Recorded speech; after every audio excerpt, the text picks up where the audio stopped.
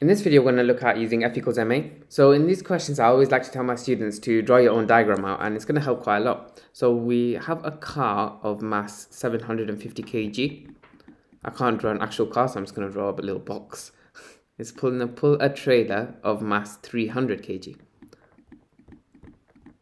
It tells you that it's connected using a light tow bar. Now, whenever it's a tow bar or a rope or a string connecting two objects, there's always going to be tension acting on that object. Tension always approaches each other. So there's tension from the trailer onto the car, and there's tension from the car onto the trailer. Let's now move on to the other forces. It says the horizontal resistances to motion of the car and the trailer are these and this value respectively. If we're assuming everything moves to the right, don't worry too much about whether it's moving to the right or left, by the way. If it doesn't move to the left, you just get a negative acceleration value, and that will tell you that it moves in the opposite direction. We'll worry about that later. So the car has a resistance to motion of 250 newtons. Since we're assuming everything's moving to the right, the resistance would be to the left of the car. The trailer has a resistance to motion of 100 newtons.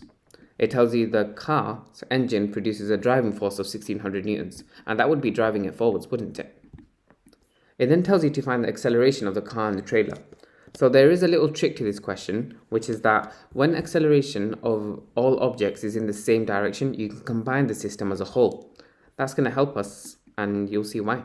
So if we combine the car and the trailer system as a whole, because they're both accelerating to the right, the total mass would be 300 plus 750 kg. So that's 1050 kg. Because we're combining them, the tensions, they actually end up cancelling out. That's the benefit of combining them, because we don't have to find the tension. Now, we can form an equation even easier. The force pushing this whole system forwards is this driving force of 1600 newtons. The forces opposing the motion is the sum of 100 and 250, which is 350 newtons. Now, F equals ma, a lot of students get confused with this. F stands for resultant force. Because we're assuming everything is moving to the right, the resultant force is the force in the direction that the system is moving, which is 1600. Take away the force opposing the motion of the whole system, which is 350 in our case. 1600 take away 350 is equal to 1250, and we can make that equal to the total mass of 1050 multiplied by the acceleration of the whole system. When you divide both sides by 1050, we get that A is actually going to be equal to 25 over 21 meters per second squared.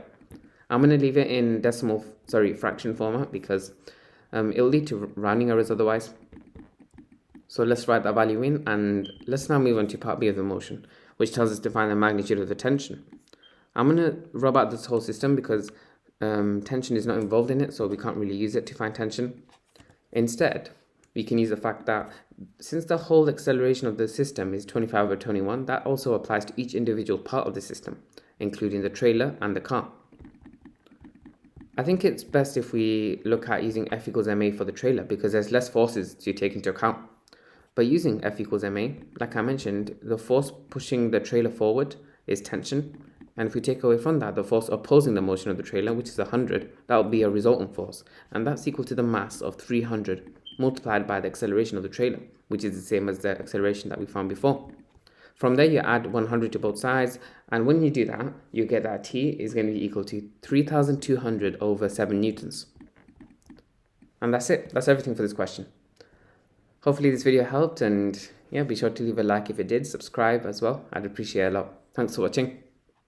Thanks for watching the video, guys, hope it helped. If you have any A-level maths or physics tutoring inquiries, be sure to send me a message at www.excelineducation.co.uk.